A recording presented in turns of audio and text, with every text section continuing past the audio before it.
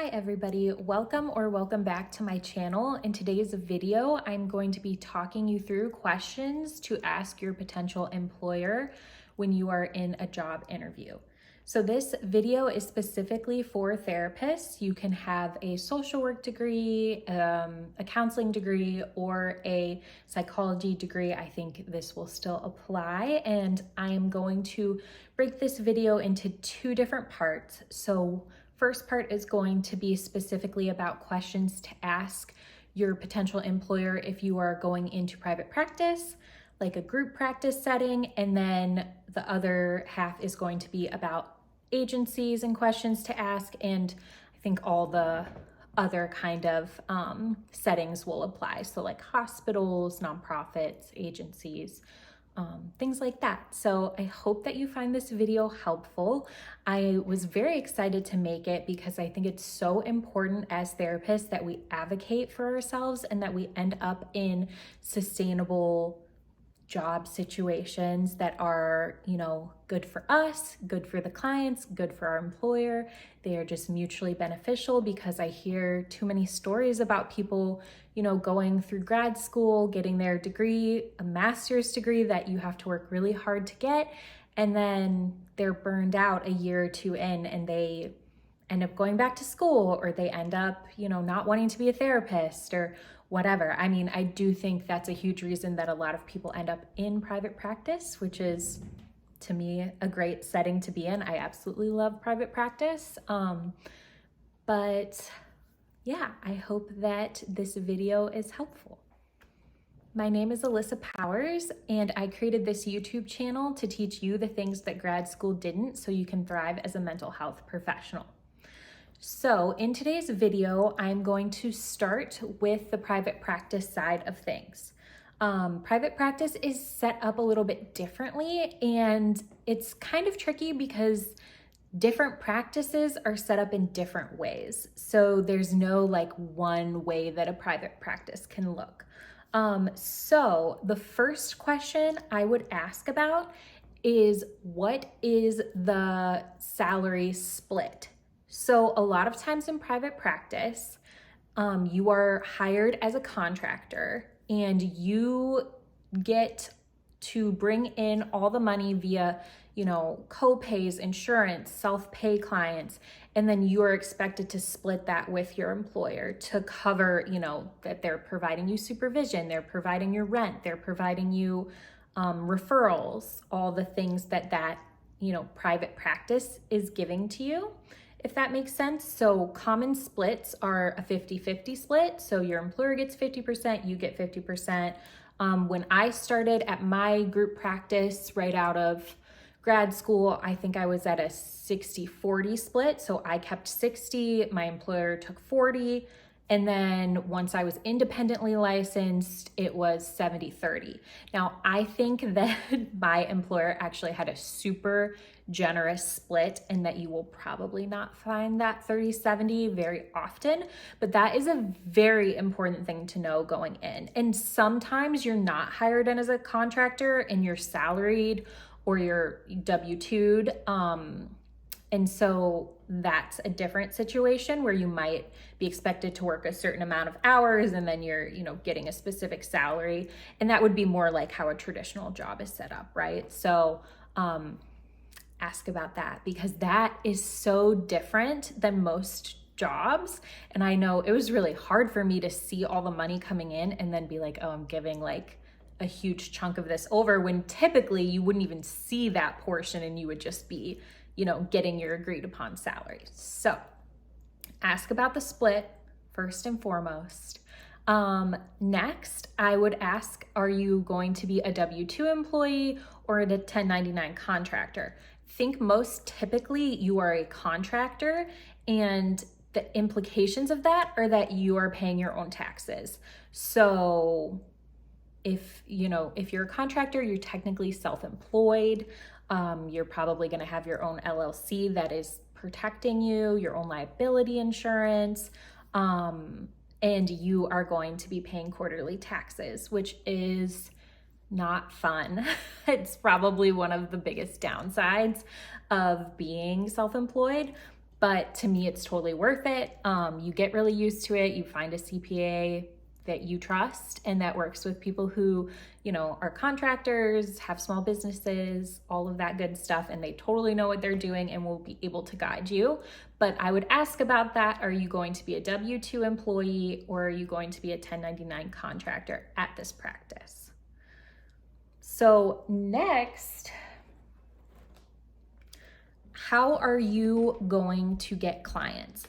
At some practices, they are funneling you all the referrals. So like maybe they have, someone who works on marketing or SEO, and they're getting calls and then they're funneling those clients to you.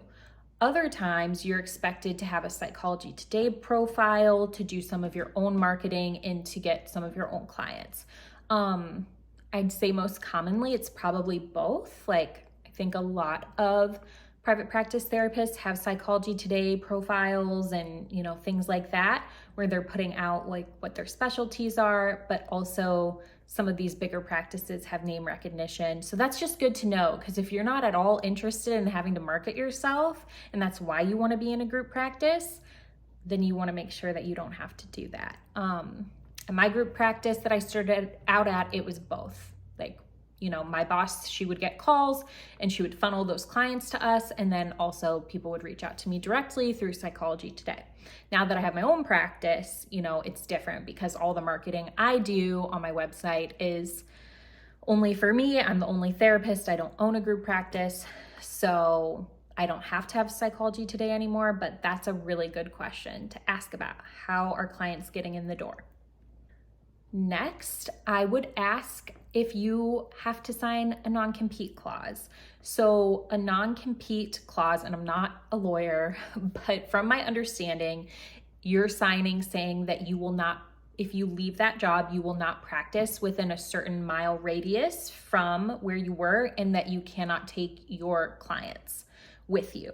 So I have never had to sign one of those, and I really don't know if I would consider a job where I had to do that, because if you're a therapist, you are building a relationship with those clients. It would really suck if, say, you wanted to go out on your own and you were not allowed to take any of your clients with you, even if you were able to still see them, or if you weren't able to practice where you wanted to because you signed a non-compete. So there's probably way more nuances to a non-compete than I even know about. Like I said, I've never had to do that, but I know that that does exist in private practice. So make sure that you're comfortable with those terms. If you know, like, okay, you never want to own your own practice, then it's probably not going to affect you. But for me, I knew for sure once I was independently licensed that I was going to leave the group practice and start my own. So I wanted to make sure that was not going to be an issue. And I still have clients to this day.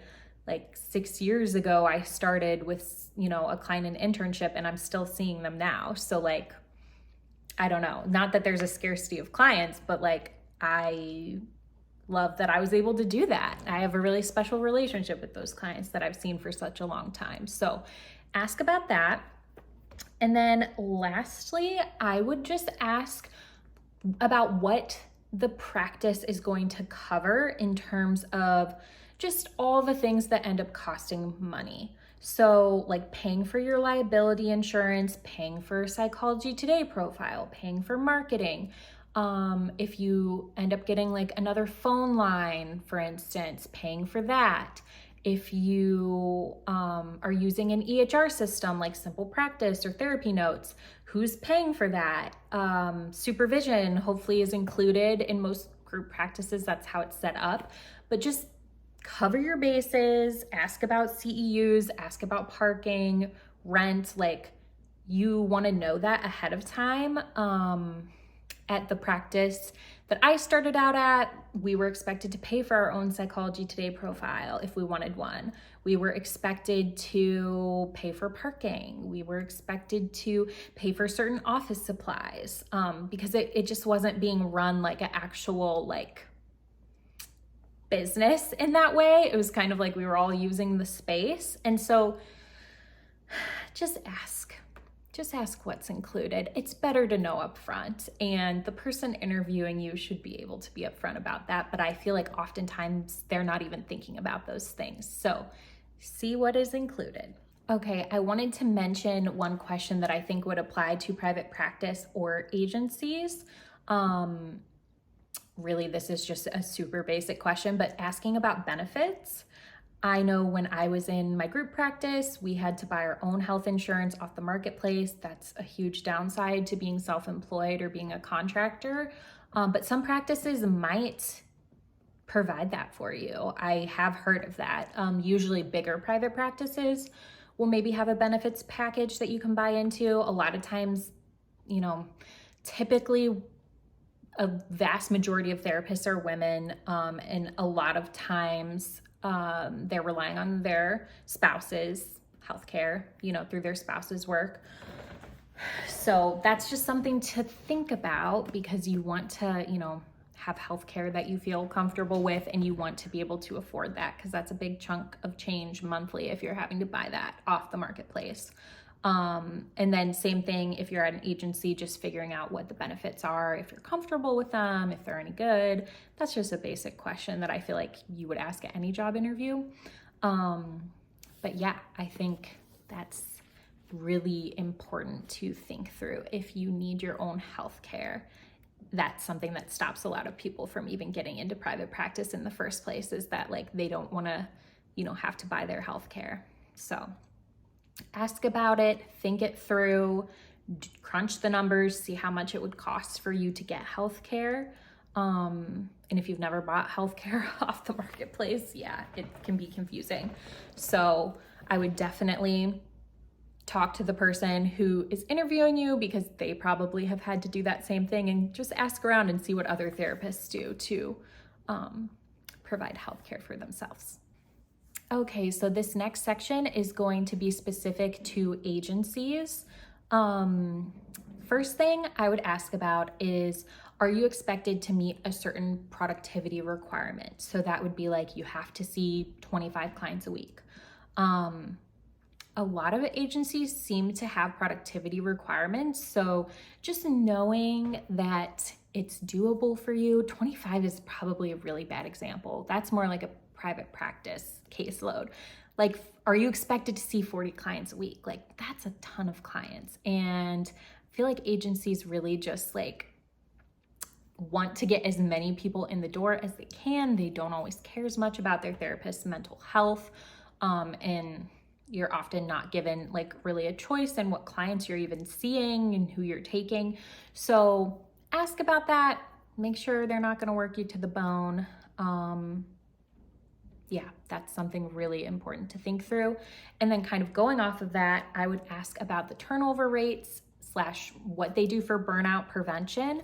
I see so many job postings for therapists that are urgently hiring, will hire, this week. That's a red flag if an agency is so desperate to get therapists in the door. And we are in a mental health crisis. I do think that this job market for us as therapists is we're never going to go away.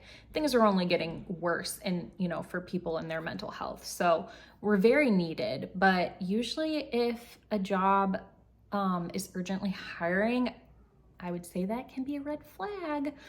So I would ask about that. Are a lot of people leaving these positions? Especially, man, if you are a social worker watching my video, first off, thank you. I'm so glad you're here.